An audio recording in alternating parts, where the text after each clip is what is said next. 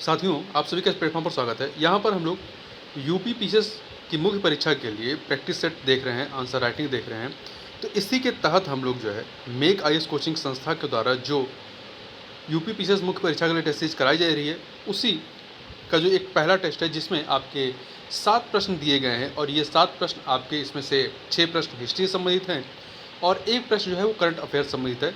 उसको यहाँ पर हम लोग पूरी व्याख्या के साथ देखेंगे। तो चलिए प्रारंभ करते हैं। पहला प्रश्न है कि हड़प्पा सभ्यता में इस तरह की विभिन्न परिस्थितियां विद्यमान थीं जिस आधार पर कहा जा सकता है कि यहाँ शासक वर्ग की उपस्थिति अनिवार्य रही होगी, चर्चा कीजिए। तो उत्तर की रूपरेखा क्या है, देखिए। पहले हम लोग भूमिका में हड़प्पा सभ्यता के सामाजिक श्रेणी क्रम को संक्षेप में बताएंगे। फिर इसके पश्चात शासक वर्ग की उपस्थिति के पक्ष में जो प्रमाण दे सकते हैं उन प्रमाणों को देंगे और फिर बाद में अंत में संतुलित निष्कर्ष बता देंगे। तो देखिए, हड़प्पा समाज के शीर्ष पर 3 प्रकार के लोगों की अदृश्य श्रेणियां थीं: शासक वर्ग, व्यापारी वर्ग तथा पुरोहित वर्ग। ऐसे साक्ष्य मिलते हैं। सामाजिक संगठन की समस्याओं की समझ के आधार पर इन श्रेणियों की कल्पना की जा सकती है। सभ्यता के उदय का संबंध सीधे सीधे केंद्रीकृत निर्णय प्रणाली के अभ्युदय से है, जिसे राज्य कहा जाता है। हड़प्पा सभ्यता के अंतर्गत स्थानीय शासन चलाने के लिए निर्णय लेने के अधिकार रखने वालों के अस्तित्व की प्रबल संभावना। ऐसे कई कारण हैं। पहला, व्यापक स्तर पर नीतियों की व्यवस्था तथा सड़कें बनाने एवं व्यवस्थित रखने के लिए शहरों में स्थानीय प्रशासन की आवश्यकता रही होगी। जिस प्रकार की सड़कें दिखाई पड़ती हैं, योजनाबद्ध सड़कें, और आपके स्नानागार दिखाई पड़ते हैं, ये सब मतलब कोई निर्णय लेने वाली बॉडी रही होगी जिसके निरीक्षण में ऐसी चीज़ें बनी। दूसरा, अनाज गोदामों के होने से भी इस तथ्य की ओर संकेत मिलता है। आसपास से अनाज इकट्ठा करके नागरिकों के बीच बांटने के लिए प्रशासन अवश्य रहा होगा। तीसरा, हथियारों, औजारों और ईंट की बनावट में असाधारण समरूपता है। आप अलग अलग जगह पर हड़प्पा सभ्यता के ईंटों को देखेंगे अलग अलग जगह, तो वो एक ही अनुपात में आपको दिखाई पड़ती हैं। ऐसा प्रतीत होता है कि कुछ हथियार तथा औजार किसी एक स्थान पर बड़े पैमाने पर बनाए जाते और विभिन्न नगरों एवं बस्तियों में वितरित किए जाते थे। हजारों मील के क्षेत्र में इन वस्तुओं के उत्पादन एवं विक्रेता के प्रबंधन से यह वर्ग असाधारण रूप से शक्तिशाली बन गया होगा, जो कि निर्णय लेता होगा कि कितना उत्पादन हो और कहाँ उसका वितरण हो। यदि यह लोग किसी नगर को वस्तुएं देना बंद कर दें तो वहाँ औजारों हथियारों का अकाल ही पड़ जाए। अगला पॉइंट है, बड़े नगरों के निवासियों द्वारा उत्पादनों के प्रकार एवं मात्रा के उपभोग की दर से संकेत मिलता है कि वहाँ कोई शासक वर्ग रहता होगा। काफ़ी वस्तुएं सुदूर प्रदेशों से लाई गई दुर्लभ वस्तुएं होती थीं। बहुमूल्य पत्थरों एवं धातुओं से संपन्न होने से मालिकों की शेष जनता की तुलना में प्रतिष्ठा बढ़ जाती थी।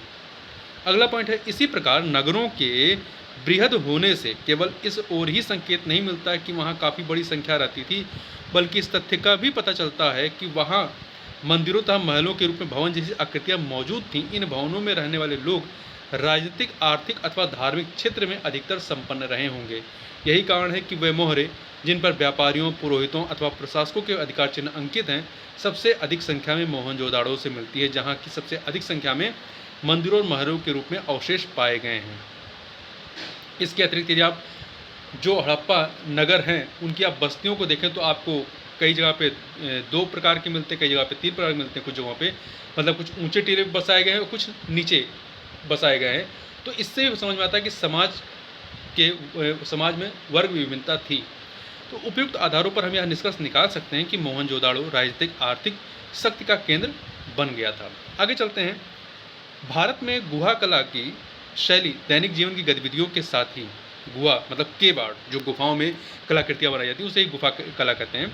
तो भारत में गुहा कला शैली दैनिक जीवन की गतिविधियों के साथ ही तात्कालिक सूक्ष्म संरचनात्मक तकनीकी ज्ञान को भी प्रदर्शित करती है। विवेचना कीजिए। तो इसके बारे में कैसे लिखेंगे? पहले हमें भूमिका में गुहा शैली के कला शैली के बारे में बात करेंगे, क्या होती है। इसके बाद बताएंगे कि गुहा शैली किस प्रकार दैनिक जीवन को चित्रित करती है, और फिर उसके बाद स्पष्ट करेंगे कि किस प्रकार तात्कालिक सूक्ष्म संरचनात्मक तकनीकी ज्ञान को भी प्रदर्शित करती है, और फिर संतुलित निष्कर्ष लिख देंगे। तो देखिए, भारत की गुहा कला शैली और स्थापत्य शैली अभूतपूर्व समृद्धि तथा विविधता से परिपूर्ण है, जहाँ एक और भीमबेटका जैसी पुरापाषाण और मध्य पाषाण युग की गुफाओं की विशेषता दैनिक जीवन के विषयों पर आधारित चित्रकारियाँ हैं, वहीं दूसरी ओर मरणोत्तरकालीन गुहा स्थापत्य कला रीति रिवाजों और परंपराओं के चित्रण के साथ धार्मिक महत्व को भी प्रदर्शित करती है। उदाहरण के लिए भीमबेटका की अनेक गुफाएं अपनी चित्रित छतों के साथ एक विशिष्ट ऊंचाई पर स्थित हैं, जिसके कारण इन्हें दूर से भी देखा जा सकता है। ये गुफाएं एक समुदाय की जीवन पद्धति को दर्शाती हैं। दूसरा, बौद्ध गुफाएं प्रमुख व्यापार मार्गों के अत्यंत निकट स्थित हैं। इनका निर्माण धनी व्यापारियों द्वारा कराया गया था, जो संभवतः बौद्ध धर्म के अनुयायी थे। ये गुफाएं यात्रा करने वाले व्यापारियों को अस्थायी निवास की सुविधा प्रदान करती थी। तीसरा, अजंता, कारले, बाघ इत्यादि गुफाओं में पाई गई भगवान बुद्ध एवं बोधिसत्वों की प्रतिमाएं, भित्ति चित्र, नक्काशियां आदि जातक कलाओं से प्रेरित हैं। कन्हेरी, भज तथा बेरसा के साथ ही इन गुफाओं में भी बौद्ध मठ, विहार तथा प्रार्थना सभा कक्ष, चैत्य के साक्ष्य प्राप्त हुए हैं। एलोरा, एलिफेंटा, कारले तथा बादामी गुफाओं की चित्रकारी, प्रतिमाएं एवं भित्ति चित्र हिंदू मिथकों से प्रेरित हैं। इनमें से अधिकांश गुफाएं जैन एवं बौद्ध धर्म से भी प्रेरित हैं। इन गुफाओं से विष्णु के अवतारों, गंगा, यमुना, नटराज, शिव आदि अनेक हिंदू देवी देवताओं की प्रतिमाएं प्राप्त हुई हैं तथा शीतनमार्शल, उदयगिरी तथा खंडगिरी की जैन गुफाओं के भित्ति चित्र विभिन्न वनस्पति एवं खनिज रंगों से चित्रित किए गए। इन गुफाओं से जैन तीर्थंकरों की प्रतिमाएं भी प्राप्त हुई हैं। इसके अतिरिक्त मौर्योत्तरकालीन बराबर गुफाएं आजीवक संप्रदाय को समर्पित थीं। इन गुफाओं से अशोक के शिला अभिलेख प्राप्त हुए। ये गुफाएं प्राचीन भारत के धार्मिक, सामाजिक तथा सहिष्णुता के प्रतीक हैं। उपयुक्त उदाहरणों द्वारा तत्कालीन रीति रिवाजों एवं परंपराओं को स्पष्ट चित्रण किया गया। साथ ही इनके माध्यम से संरचनात्मक, अभियांत्रिकी और कलाकृतियों में महत्वपूर्ण उपलब्धियों के अंतर्निहित दृष्टांतों को निम्नलिखित रूप में वर्णित किया जा सकता है। अति विशाल चट्टानों में गुफाओं का निर्माण क्रमिक रूप से अधिक विकसित हुआ, क्योंकि अन्य निर्माण सामग्रियों की तुलना में यह अधिक स्थायी विकल्प था। रथ के आकार में निर्मित एलोरा का कैलाश मंदिर विश्व की सबसे बड़ी एकाश्म चट्टान निर्मित संरचना है। गुफा मंदिरों के समृद्ध अलंकरण और प्रतिमाओं के रूपांकनों की गुणवत्ता प्राचीन भारतीय कला के सर्वोत्तम उदाहरणों में से एक है। गुफाओं के अंदर अधिक ऊंचाई पर कार्य करने के लिए वास्तुकारों ने विपरीत पहाड़ी ढलान पर परावर्तक धातु की सतह स्थापित कर उसका उपयोग करने की तकनीक को अपनाया। कुछ गुफाओं में सभा स्थल बिना किसी सहारे अर्थात स्तंभों के हैं, जो अल्प परिवर्तनों के साथ 1500 वर्षों से अस्तित्वमान हैं। ये प्रतिमाओं, अलंकृत स्तंभों तथा नक्काशीदार छतों से युक्त अत्यंत जटिल संरचनात्मक योजना की सफलता को दर्शाते हैं। आगे चलते हैं। अगला प्रश्न है कि पाल वंश के राजाओं का शासनकाल न केवल राजनीतिक दृष्टि से बल्कि कला एवं स्थापत्य की दृष्टि से भी महत्वपूर्ण रहा है। उक्त कथन के संदर्भ में पालकालीन कला की आलोचनात्मक समीक्षा करना है। ठीक है, तो देखिए इसमें क्या लिखेंगे। भूमिका में पाल शासनकाल के बारे में संक्षेप में बताएंगे, फिर इसके पश्चात पालकालीन राजनीतिक विशेषताओं को उल्लेख करेंगे, फिर पालकालीन कला के बारे में बताएंगे, फिर पालकालीन कला की आलोचनात्मक समीक्षा करेंगे, फिर निष्कर्ष बता देंगे। पालकाल के महत्व को बताते हुए निष्कर्ष लिखेंगे। देखिए 8वीं शताब्दी ईस्वी के मध्य भाग में बंगाल राज्य में अराजकता की स्थिति को समाप्त कर सुशासन स्थापित करने वाले पाल वंश के राजाओं का शासनकाल न केवल राजनीतिक दृष्टि से बल्कि कला एवं स्थापत्य की दृष्टि से भी महत्वपूर्ण रहा है। राजनीतिक अस्थिरताओं के वातावरण के बावजूद भी उनके द्वारा निर्मित कराए गए मंदिर, भवन एवं अन्य स्मारक इस बात के साक्षी हैं कि उनके समय में बिहार एवं बंगाल में स्थापत्य कला के पुनर्जीवन प्राप्त हुआ। पाल शासकों के समय में उस धर्म को प्रश्रय मिला जो प्रायः समस्त भारत में सिमटता हुआ देश के केवल पूर्वी अंचल में नव स्फूर्ति प्राप्त करता रहा। पाल शासक बौद्ध धर्म के प्रबल समर्थक एवं प्रचारक थे, किंतु उन्होंने ब्राह्मण धर्म का विरोध नहीं किया।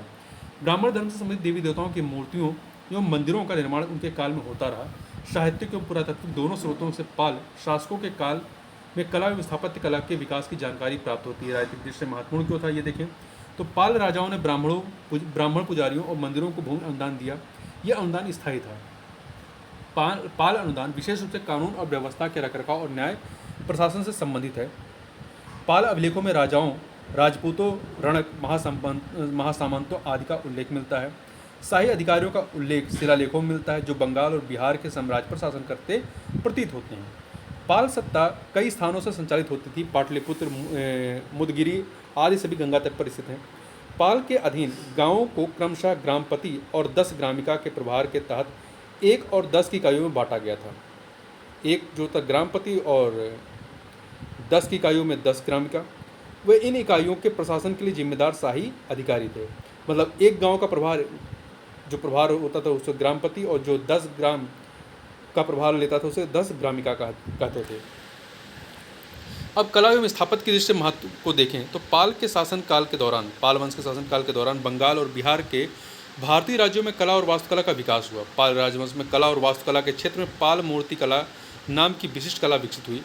उस समय की कला और वास्तुकला में बंगाली समाज के कई क्षेत्रीय पहलू पाए जा सकते हैं। पाल राजवंश की कला और स्थापत्य कला में टेराकोटा, मूर्तिकला और चित्रकला को महत्व दिया गया था। टेराकोटा, मूर्तिकला और चित्रकला को पहाड़पुर में धर्मपाल सोमपुर महाविहार का निर्माण पहाड़पुर में धर्मपाल सोमपुर महाविहार का निर्माण पाल वंश के बेहतरीन वास्तु शिल्प में से एक है। महान मठ, जिसे सोमपुरा महावीर के नाम से जाना जाता है, 12वीं शताब्दी तक एक प्रसिद्ध बौद्धिक केंद्र था। विक्रमशिला विहार, औदंतपुरी विहार और जगदल विहार सभी में विशाल निर्माण हैं, जिन्हें पाल की कला का काम माना जाता है। पाल राजवंश कला और वास्तुकला की अमूल्य कृतियाँ बांग्लादेश और पश्चिम बंगाल के संग्रहालयों में प्रदर्शित हैं, जो काफ़ी महत्वपूर्ण हैं। इस अवधि के दौरान उत्तम नक्काशी और काष्ठ की मूर्तियाँ फली फूली हैं। स्थापत्य विस्तार के उन्नत स्तर पर विभिन्न बौद्ध विहारों का उदय हुआ और टेराकोटा से सजीले पट्टिका पाल काल की कलात्मक प्रतिभा का एक और उदाहरण है। इन पट्टिकाओं का उपयोग दीवार की सतह की सजावट के रूप में किया जाता है और बंगाल के कलाकारों द्वारा एक विशिष्ट तरह के कार्य के रूप में पहचाना जाता है। उपर्युक्त वर्णन से स्पष्ट है कि पाल काल में कला के विभिन्न रूपों का विकास हुआ, लेकिन कला समीक्षकों द्वारा कुछ बिंदुओं पर पाल कला की आलोचना की गई, जिनमें प्रमुख निम्नलिखित हैं। कला के अधिकांश रूपों में पुनरावृत्ति दोष है, अर्थात पहले से चली आ रही तत्वों का दोहराव तथा नयापन का अभाव है। मूर्त कला के तहत पालकालीन मूर्तियाँ मौर्योत्तर काल में विकसित मथुरा एवं गांधार शैली तथा गुप्त कला की मूर्ति कला शैली के आधार पर निर्मित है। चित्रकला के अधिकांश रूप अजंता, बाघ गुफा चित्र में विकसित चित्रकला पर पुनरावृत्ति हैं। एक विशेष मौलिकता को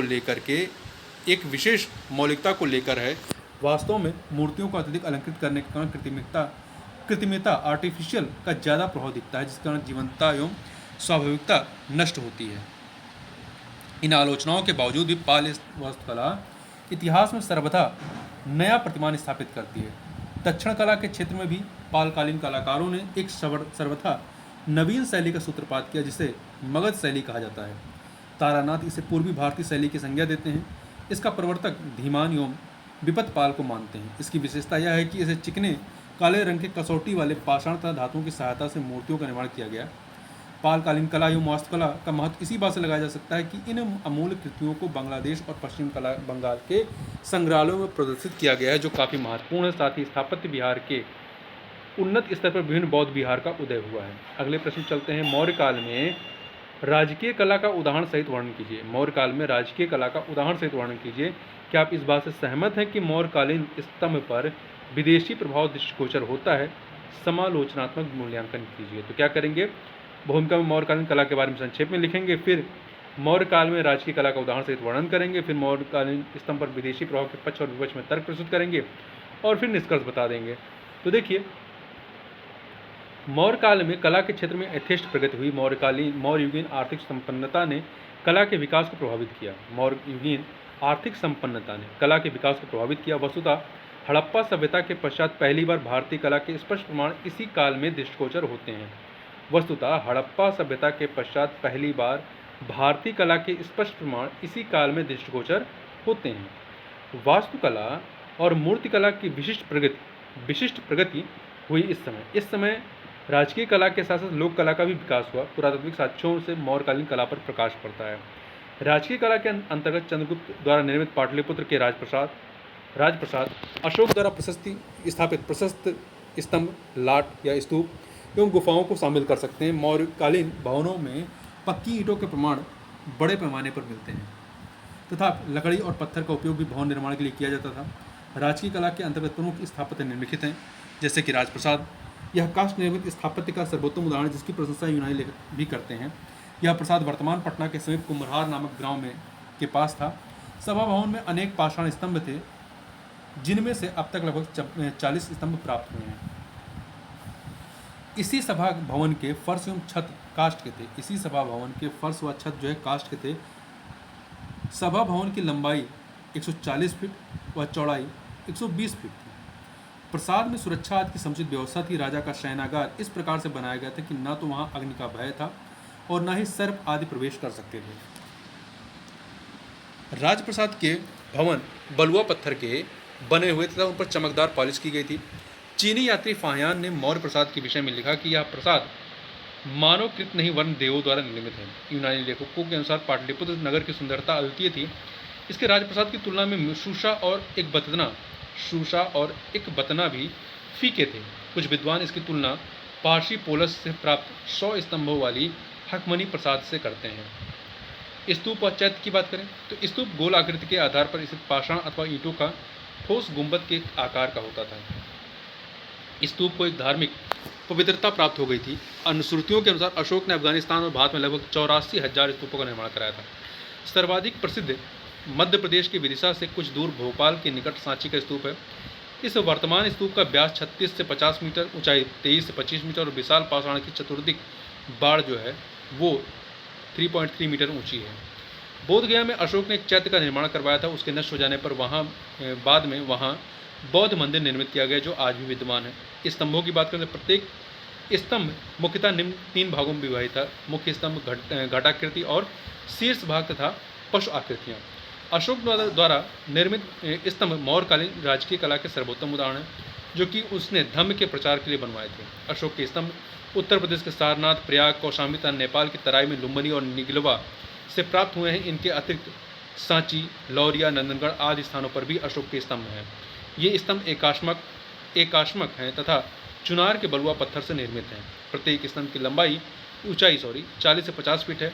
अशोककालीन स्तंभों पर अत्यधिक चमकीली पॉलिश है। ये स्तंभ इतने चमकीले हैं कि अनेक विद्वानों ने इन स्तंभों को धातु का बना हुआ समझा। स्तंभों का कुछ भाग पृथ्वी में गड़ा हुआ तथा उस ऊपर भाग पर मोर बने हुए हैं। पृथ्वी के ऊपर का भाग गोल तथा ऊपर की ओर क्रमशः गोलाई कम होती गई है। नगर निर्माण की बात करें तो मौर्य सम्राट अशोक ने अनेक नगरों की स्थापना की। उसने कश्मीर में श्रीनगर तथा नेपाल में ललित पट्टन की स्थापना की थी। नगरों की सुरक्षा के लिए ऊंची ऊंची दीवारें बनवाई गई थी। इनमें बुर्ज और विशाल द्वार होते थे। मौर्यों की राजधानी पाटलिपुत्र के विषय में मेगास्थनीज ने लिखा है कि इसका निर्माण एक समानांतर चतुर्भुज के रूप में किया गया था जिसकी लंबाई 8 मील जो राजधानी थी 8 मील और चौड़ाई 1 मील थी। नगर के चारों ओर लकड़ी की दीवारें बनी हुई थी जिसके बीच बीच में तीर चलाने के लिए छिद्र बने हुए थे। दीवार के चारों ओर खाई थी जो 60 फीट गहरी और 600 फीट चौड़ी थी। नगर में आने के लिए 64 प्रवेश द्वार थे। दीवारों पर 570 बुर्ज थे। यह नगर गंगा और सोन नदियों के संगम पर तथा सुव्यवस्थित ढंग से बसा हुआ था। गुफाएं। अशोक ने भिक्षुओं के निवास के लिए पाषाणों को काटकर गुफाओं का निर्माण करवाया।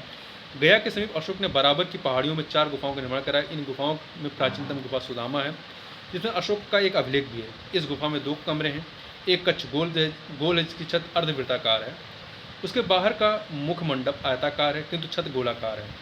अशोक द्वारा बनवाई गई एक अन्य गुफा कर्ण चौपाल है। यह आयताकार तथा इसकी छत मेहराबदार है। अशोक के पौत्र दशरथ ने नागार्जुनी पहाड़ियों में 3 गुफाओं का निर्माण कराया जिनमें उसके लेख भी हैं। इनमें सबसे प्रमुख हुआ बड़ी गोपी गुफा है। यह एक लंबे कमरे के समान इसकी छत मेहराबदार है।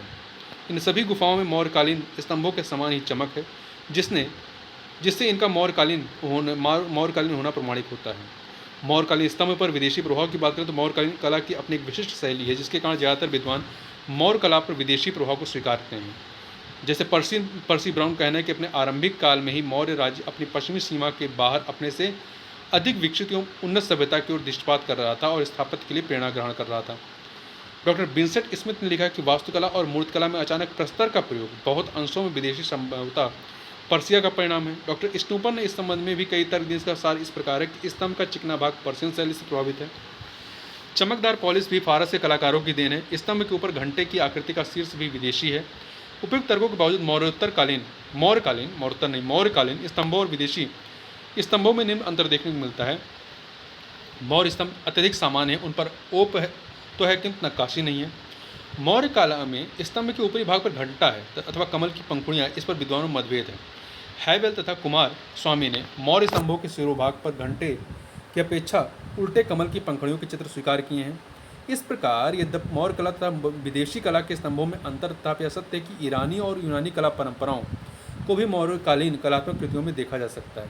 ये छोटे ताड़ वृक्ष, तानों और ऐठी रस्सी निष्कर्षतः मौर्य कला पर ईरानी प्रभाव को अस्वीकार नहीं किया जा सकता है, किंतु यह प्रभाव प्रत्यक्ष न होकर के संस्कृतियों के संपर्क के माध्यम से तथा सीधे यूनानी प्रभाव न होकर ईरानी या असीरिया के माध्यम से अधिक हो सकता है। इसके अतिरिक्त एक बात और भी कि ईरान का पड़ोसी भारत ईरानी कला से पूर्णतः परिचित था, किंतु उसका परिचय अरिशिया और सुमेर की प्राचीनतम कला परंपरा से भी अवश्य था। अतः यह कहना अधिकतर संगत है कि पश्चिमी एशिया की संस्कृतियों का भारतीय कला पर प्रभाव पूर्वी मौर्य युगीन है और यह विचारों के आदान प्रदान का परिणाम है। अगला प्रश्न है कि शैलकृत स्थापत्य प्रारंभिक भारतीय कला एवं इतिहास के ज्ञान के अति महत्वपूर्ण स्रोतों में से एक का प्रतिनिधित्व करता है। विवेचना कीजिए। शैलकृत स्थापत्य जो है रॉक कट आर्किटेक्चर, यह भारतीय कला एवं इतिहास के ज्ञान के अति महत्वपूर्ण स्रोतों में से एक का प्रतिनिधित्व करता है। विवेचना कीजिए। क्या करेंगे पहले लिखने के लिए उत्तर। भूमिका में शैलकृत गुफाओं के बारे में लिखेंगे पहले, शुरुआत में शैलकृत गुफाओं। इसके पश्चात शैलकृत स्थापत्य का प्रारंभिक भारतीय कला एवं इतिहास के ज्ञान के स्रोत के रूप में लोग फिर निष्कर्ष बता देंगे। देखिए, शैलकृत गुफाएं जो गुफाएं हैं वो गुप्तकालीन स्थापत्य का एक महत्वपूर्ण पक्ष है। वास्तव में मौर्य काल में गुहा भवनों का जो कार्य शिल्पकारों ने आरंभ किया, वह तकनीक इस युग में अपनी चरम सीमा पर पहुंच गई थी। नवीन प्रतिमानों के आविष्कार, चित्रांकन की कोमलता, खुदाई की सूक्ष्मता, कल्पनाशील सृजन तथा संयोजन की सुंदरता कतिपय ऐसे वास्तु पक्ष हैं जिनमें इस कालखंड के शिल्पियों को अकल्पनीय दक्षता एवं कौशल की उत्कृष्टता परिचित होती है। साथ ही इतिहास ज्ञान के दृष्टिकोण से भी यह गुफाएं महत्वपूर्ण है। जैसे इन गुफाओं से पुरापाषाण काल, मौर्य काल, गुप्त काल आदि के सामाजिक, आर्थिक और राजनीतिक संरचना के बारे में जानकारी प्राप्त होती है। भारतीय कला एवं इतिहास ज्ञान के स्रोत के रूप में देखिए, धार्मिक और वाणिज्यिक जानकारी के स्रोत हैं ये। सबसे प्राचीन गुफा मंदिरों में भाजा गुफाएं, कार्ला गुफाएं, बेड़से गुफाएं, कन्हेरी गुफाएं और अजंता की कुछ गुफाएं शामिल है। इस गुफाओं में पाए जाने वाले अवशेषों से महत्वपूर्ण धार्मिक और वाणिज्यिक संबंधों का पता चलता है, क्योंकि बौद्ध मिशनरी अक्सर भारत से होकर जाने वाले व्यस्त अंतर्राष्ट्रीय व्यापारिक मार्गों पर व्यापारियों के साथ आते थे। दूसरा, जीवन यापन की जानकारी। बराबर गुफाएं प्रागैतिहासिक लोगों द्वारा उपयोग किए जाने वाले औजारों के प्रकार और पुरापाषाण काल से चालकोलिथिक युग तक के विकास पर प्रकाश डालती हैं। लोमस ऋषि गुफाएं जातक कथाओं का वर्णन करती हैं और इस अवधि के दौरान जीवन के दैनिक तरीकों पर प्रकाश डालती हैं। अगला है आर्थिक ज्ञान के रूप में। भजा और कारले पश्चिमी घाटों में प्रसिद्ध व्यापार मार्गों पर थे जो बंदरगाहों को अंदरूनी हिस्सों से जोड़ते थे। कन्हेरी और अजंता की गुफाएं धर्म और वाणिज्य के बीच संबंध का संकेत देती हैं। कन्हेरी और अजंता की गुफाएं धर्म और वाणिज्य के बीच संबंध के संकेत देती हैं। शैक्षिक ज्ञान। पश्चिमी भारत में प्रसिद्ध कन्हेरी गुफाएं एक शैक्षिक केंद्र थी जहां जल संचयन के प्रमाण पाए जा सकते हैं। भजा गुफा में स्तूपों का समूह है जहां शिक्षकों के अवशेष प्राप्त हुए थे। समाज। मनुष्यों द्वारा नियोजित सबसे शुरुआती गुफाएं प्राकृतिक गुफाएं थी जिनका उपयोग स्थानीय निवासियों द्वारा विभिन्न उद्देश्यों के लिए किया जाता था, जैसे कि मंदिर और आश्रय। उदाहरण भीमबेटका की गुफाएं। इस प्रकार संपूर्ण भारत में शैलकृत स्थापत्य प्राचीन भारतीय लोगों के जीवन और समय के बारे में जानकारी प्रदान करता है और हमें तत्कालीन समाज को समझने में मदद करता है। अगला है भारत में मंदिरों का निर्माण कार्य गुप्त काल में शुरू हुआ था।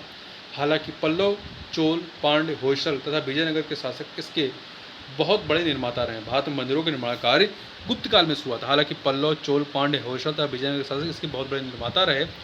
उक्त कथन के संदर्भ में भारत में मंदिर स्थापत्य के निर्माण में विभिन्न शासकों के योगदानों की चर्चा कीजिए। तो क्या करेंगे, भूमिका में मंदिर निर्माण कला के इतिहास का संक्षेप में वर्णन करेंगे। फिर इसके पश्चात मंदिर निर्माण में पल्लव, चोल, पांड्य, होयसल तथा विजयनगर के शासकों के योगदानों का वर्णन करेंगे और फिर संतुलित निष्कर्ष लिख देंगे। तो देखिए, मंदिरों का निर्माण कार्य गुप्त वंश के शासनकाल में शुरू होता है। यह गुप्त वंश के राजाओं के शासनकाल के बाद भी मंदिरों का निर्माण कार्य जारी रहता है। दक्षिण भारत में पल्लव, चोल, पांड्य, होयसल तथा बाद के काल में विजयनगर के शासक मंदिरों के बहुत बड़े निर्माता रहे। मंदिर निर्माण में इन शासकों ने निम्न प्रकार से महत्वपूर्ण योगदान दिया। पहले पल्लवों का योगदान देखते हैं। तो 6वीं से 9वीं शताब्दी के मध्य दक्षिण भारत के कुछ हिस्सों पर शासन करने वाले पल्लव शासकों ने सर्वप्रथम द्रविड़ शैली के विकास में अपना योगदान दिया। यह शैली शैलोत्कीर्ण मंदिरों से एकाश्म रथों के रूप में तथा अंततः संरचनात्मक मंदिरों के रूप में विकसित हुई। संरचनात्मक मंदिरों का निर्माण सर्वप्रथम राजसिंह नरसिंहवर्मन द्वितीय द्वारा करवाया गया था। महाबलीपुरम का शोर मंदिर इस शैली के सबसे उत्कृष्ट मंदिरों में से एक है। इसमें पिरामिड नुमा आकृति के 2 मंदिर हैं, जिसमें एक भगवान शिव को तथा दूसरा भगवान विष्णु को समर्पित है। इसके अतिरिक्त कांची का कैलाशनाथ मंदिर पल्लवकालीन शैलोत्कीर्ण कला का अद्भुत उदाहरण है। इसके अतिरिक्त कांची का कैलाशनाथ मंदिर पल्लवकालीन शैलोत्कीर्ण कला का अद्भुत उदाहरण है। पल्लवों ने दूसरे संरचनात्मक मंदिरों का भी निर्माण किया, जैसे कांचीपुरम के कैलाशनाथ मंदिर तथा बैकुंठ पेरुमल मंदिर आदि। चोलों का योगदान। चोलों ने बहुत सारे मंदिरों का निर्माण कराया। इनमें तंजौर का बृहदेश्वर मंदिर बहुत प्रसिद्ध है, जहाँ पल्लव काल में दीवारों पर शेरों के चित्र उत्कीर्ण किए गए थे। वहीं चोल काल में दीवारों को देवी देवताओं और राजा एवं रानियों की मूर्तियों एवं चित्रों से अलंकृत किया गया। चोलों ने दक्षिण भारत में मंदिर स्थापत्य की एक दूसरी ही शैली विकसित की, इसे द्रविड़ शैली कहा गया। इस शैली में मंदिर में विमान या शिखर होता था। इसमें ऊंची ऊंची दीवारें होती थी तथा मंदिर में प्रवेश द्वार के ऊपर गोपुरम होता है। बेल्लूर में बहुत ही भव्य और आकर्षक मंदिरों का निर्माण किया गया। इनमें रत्नों का उत्कृष्ट प्रयोग अद्वितीय है। गंग शासकों का योगदान। तो देखिए, उड़िया में कुछ सुंदर और आकर्षक मंदिर हैं। इनमें से एक लिंगराज का मंदिर, इसका निर्माण गंग शासकों ने करवाया। इसी तरह मुक्तेश्वर का मंदिर भुवनेश्वर में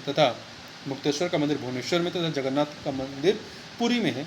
कोणार्क के सूर्य मंदिर का निर्माण पूर्वी गंग शासक नरसिंह देव प्रथम ने 13वीं शताब्दी में कराया। यह मंदिर भगवान सूर्य को समर्पित है। इस प्रकार इस मंदिर का निर्माण 12 पहियों के रथ के आकार में किया गया है। चंदेल शासकों का योगदान की बात करें तो खजुराहो में चंदेल शासकों ने कुल 85 मंदिरों का निर्माण कराया था, परंतु इस समय मंदिर किसी प्रांगण में नहीं है। परंतु इस समय मंदिर किसी प्रांगण में नहीं, अपितु खुले स्थानों पर निर्मित है। मध्य प्रदेश में के बुंदेलखंड क्षेत्र में खजुराहो मंदिर का निर्माण चंदेल शासकों द्वारा 10वीं तथा 11वीं सदी के बीच करवाया गया था। यहाँ के अनेक प्रमुख मंदिरों में कंदरिया महादेव मंदिर, लक्ष्मण मंदिर, चित्रगुप्त मंदिर, 64 योगिनी मंदिर, पार्श्वनाथ मंदिर तथा चतुर्भुज मंदिर उल्लेखनीय है। होयसल शासकों का योगदान। होयसल वास्तुकला 11वीं एवं 14वीं शताब्दी के बीच होयसल साम्राज्य के अंतर्गत विकसित एक वास्तुकला शैली है, जो ज़्यादातर दक्षिणी कर्नाटक क्षेत्र में केंद्रित है। होयसल मंदिर हाइब्रिड या बेसल शैली के अंतर्गत आते हैं, क्योंकि उनकी अनूठी शैली न तो पूरी तरह से द्रविड़ है और न ही नागर है। होयसल वास्तुकला 11वीं और 14वीं शताब्दी के बीच होयसल साम्राज्य के अंतर्गत विकसित एक वास्तुकला शैली है, जो ज़्यादातर दक्षिणी कर्नाटक क्षेत्र में केंद्रित है। होयसल मंदिर हाइब्रिड या बेसल शैली के अंतर्गत आते हैं, क्योंकि उनकी अनूठी शैली न तो पूरी तरह द्रविड़ है न ही नागर है। होयसल मंदिरों में खंभे वाले हॉल के साथ एक असाधारण आंतरिक कक्ष की बजाय एक केंद्रीय स्तंभ वाले हॉल के चारों ओर समूह में कई मंदिर शामिल होते हैं, और यह संपूर्ण संरचना एक जटिल डिजाइन वाले तारे के आकार में होती है। ये मंदिर शैलखंडी चट्टानों से निर्मित हैं, जो अपेक्षाकृत एक नरम पत्थर होता है, जिससे कलाकार मूर्तियों को जटिल रूप देने में सक्षम होते थे। इसे विशेष रूप से देवताओं के आभूषणों में देखा जा सकता है, जो मंदिरों की दीवारों को सुशोभित करते हैं। इसके साथ ही राजस्थान का माउंट आबू क्षेत्र दिलवाड़ा मंदिरों के लिए जाना जाता है। दिलवाड़ा मंदिर जैन तीर्थंकरों को समर्पित है। ये मंदिर बिल्कुल सफ़ेद संगमरमर से बने और विशिष्ट मूर्तियों से सुसज्जित हैं। इन मंदिरों के निर्माण सोलंकी शासकों के संरक्षण में हुआ। गुजरात का सोमनाथ मंदिर, बनारस का विश्वनाथ मंदिर, मथुरा का गोविंद मंदिर और वास्तु विज्ञान गुवाहाटी का कामाख्या मंदिर, कश्मीर का शंकराचार्य मंदिर तथा कलकत्ता के काली घाट का काली मंदिर आदि दूसरे महत्वपूर्ण मंदिर हैं। ये मंदिर भारतीयों के मंदिर निर्माण कार्य में सक्रिय रहने के प्रमाण हैं। अगला प्रश्न है कि विश्व प्रेस स्वतंत्रता सूचकांक 2023 में भारत 180वें देश में से 161वें देश पर आ गया, मतलब world press freedom rank index में। इस सूचकांक में भारत के स्थान में गिरावट के कारणों को चिन्हित कीजिए, साथ ही भारत में प्रेस की स्वतंत्रता संबंधी विभिन्न प्रावधानों की चर्चा कीजिए। तो क्या करेंगे, भूमिका में विश्व प्रेस स्वतंत्रता सूचकांक 2023 के बारे में बताएंगे, फिर इसके पश्चात इस सूचकांक में रैंकिंग में गिरावट के कारणों को बताएंगे, फिर तदुपरांत भारत में प्रेस की स्वतंत्रता संबंधी विभिन्न प्रावधानों की चर्चा करते हुए निष्कर्ष बता देंगे। तो देखिए, विश्व प्रेस स्वतंत्रता दिवस के उपलक्ष्य में रिपोर्टर्स विदाउट बॉर्डर्स द्वारा विश्व प्रेस स्वतंत्रता सूचकांक 2023 प्रकाशित किया गया। इसमें शामिल 180 देशों में भारत 36.62 अंक के साथ 161वें स्थान पर है। वहीं वर्ष 2022 में भारत की रैंक कितनी थी, 150वीं थी, मतलब रैंक गिरावट हो गई है 11 अंकों की। यह भारत में प्रेस की स्थिति में गिरावट का संकेत देता है। इस गिरावट हेतु निम्नलिखित कारणों को उत्तरदायी माना जा सकता है। पहला, राजनीतिक रूप से नियंत्रित मीडिया, भ्रष्टाचार से प्रेरित पेड न्यूज, एडवर्टाइटेरियल अर्थात लेख संपादकीय के रूप में विज्ञापन का प्रकाशन और फर्जी खबरें स्वतंत्र तथा निष्पक्ष मीडिया के लिए बड़ा खतरा है। पत्रकारों की सुरक्षा सबसे बड़ा मुद्दा है। संवेदनशील मुद्दों को कवर करने वाले पत्रकारों पर हमले या उनकी हत्या बहुत आम बात है। मीडिया स्वामित्व, व्यावसायिक समूहों और राजनीतिक शक्तियों का मीडिया के बड़े हिस्से प्रिंट और विजुअल दोनों पर मजबूत हस्तक्षेप है। जिससे निहित स्वार्थ में वृद्धि और मीडिया की स्वतंत्रता को क्षति पहुंचती है।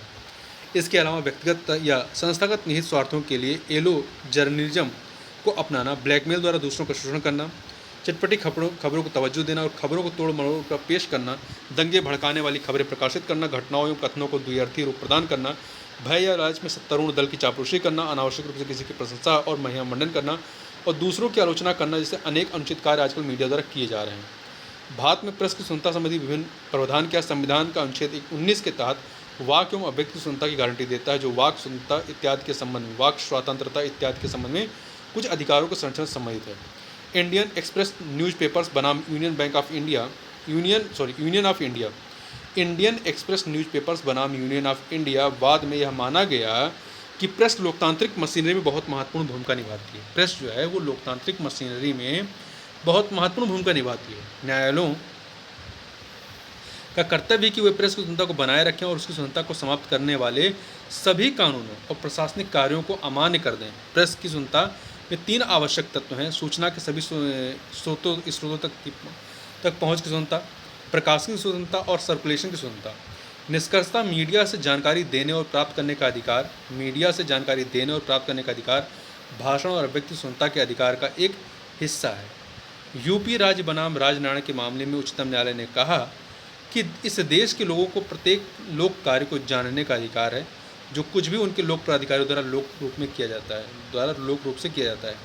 वे प्रत्येक लोक लेन देन का विवरण जानने के लिए अधिकारी हैं। तो इस प्रकार से यहाँ पे हम लोगों ने 7 प्रश्नों को देखा। तो इस वीडियो में बस इतना ही। मिलते हैं नेक्स्ट वीडियो में, तब तक के लिए बहुत बहुत धन्यवाद।